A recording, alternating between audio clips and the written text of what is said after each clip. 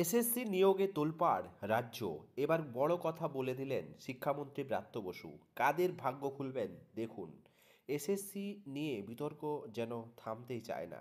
একাদশ দ্বাদশের পদে নিয়োগের পরীক্ষার পর ফল প্রকাশের নতুন নিয়োগের প্যানেলের ইন্টারভিউ তালিকা দিয়েছে স্কুল সার্ভিস কমিশন। আর এই নিয়ে জটলা। নতুন করে শুরু হয়েছে বিক্ষোভের নতুন চাকরি প্রার্থীরা। এসএসসির প্রকাশিত তালিকায় নাম না থাকায় বিকাশ ভবন অভিযানে নেমেছে এই চাকরি প্রার্থীরা। এসএসসি ইস্যুতে বার্তা শিক্ষামন্ত্রীর।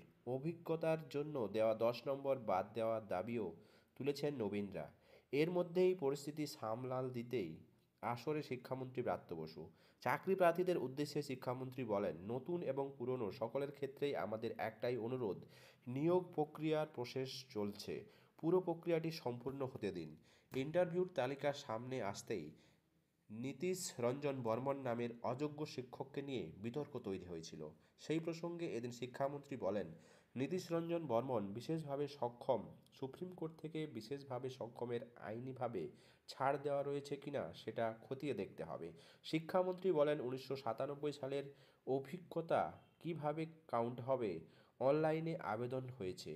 কিন্ডার গার্ডেনের স্কুলের চাকরি করে সেই অভিজ্ঞতা দিয়েছিলেন। দুটো ঘটনা একজনের ক্ষেত্রে হয়েছে। সমস্ত কিছু এসএসসি ভেরিফিকেশনে ভেরিফাই করবে বলে আশ্বাস দিয়েছে তিনি। ব্রাত্যের কথায় সুপ্রিম কোর্টের রায় অনুযায়ী বলা ছিল, বিশেষভাবে সক্ষম কেউ পরীক্ষার বসতে পারে, সেটা আমরা আইনজীবীর মাধ্যমে কথা বলে আলোচনা করে দেখব। অযোগ্য প্রার্থীদের বিষয়ে শিক্ষামন্ত্রী বলেন, সকলেই ভেরিফিকেশনের জন্য ডাকা হয়েছে। কেউ এই রকম করে থাকলে কমিশন ডাকবে। শূন্য পদ বাড়ানোর বিষয়ে তিনি বলেন, সিট বাড়ানো নিয়ে মুখ্যমন্ত্রীর সঙ্গে আলোচনা হয়েছে। যোগ্য চাকরিহারাদের নিয়েই মূলত কথা হয়েছে। মন্ত্রিসভা বিবেচনা করে দেখবে।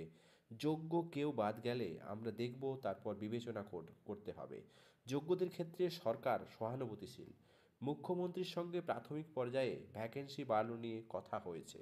উল্লেখ্য, নতুনদের অভিযোগ, সম্পূর্ণ নম্বর পাওয়ার পর ইন্টারভিউর জন্য ডাক পাননি বহুজন। তাই অভিজ্ঞতার জন্য এসএসসির তরফে বরাদ্দ 10 নম্বর তারা কেউই পাননি। তাদের অনেকেই 60-এর মধ্যে 60 পেয়েও ইন্টারভিউর জন্য ডাক পাননি। অর্থাৎ মেধার ভিত্তিতে যোগ্য হওয়ার পরেও তারা বঞ্চিত। যথার্থ যোগ্য হয়েও ইন্টারভিউর জন্য ডাক না পেয়ে রাস্তায় এই সকল চাকরি প্রার্থীরা। ইন্টারভিউর আগে অভিজ্ঞতার জন্য 10 নম্বর দেওয়া যাবে না, এই দাবি তুলেই তারা সরব হয়েছেন। তাদের আরও দাবি, নবীন প্রার্থীদের চাকরি দিতে নতুন করে আরও 1 লক্ষ শূন্যপদ তৈরি করতে হবে। দর্শক, নতুন পুরাতন মিলিয়ে এসএসসির যে আইনি জটিলতা তৈরি হয়েছে, সেটি কি সত্যিকারের সম্পূর্ণ প্রসেস এগোবে? নবম দশম এসএসসির ভবিষ্যৎ কি? আপনাদের রায় অবশ্যই কমেন্ট বক্সে জানাতে ভুলবেন না। চ্যানেল নতুন হলে সাবস্ক্রাইব করে পাশে থাকবেন।